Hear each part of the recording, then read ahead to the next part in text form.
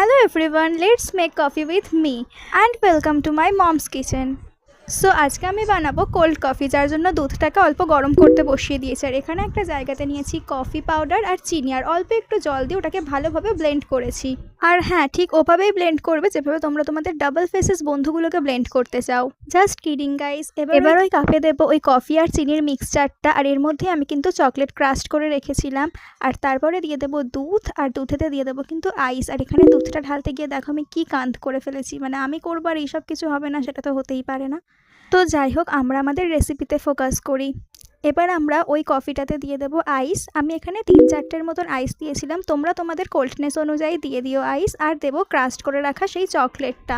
আর আমাদের cold coffee একদম ready হয়ে যাবে। বিশ্বাস করো, এটা কিন্তু খেতে ভীষণ ভালো হয়েছিল। তোমরাও কিন্তু ট্রাই করে দেখতে পারো। আর হ্যাঁ, চকলেট সিরাপও অ্যাড করতে পারো, আমার কাছে ওটা ছিল না তাই অ্যাড করা হয়নি।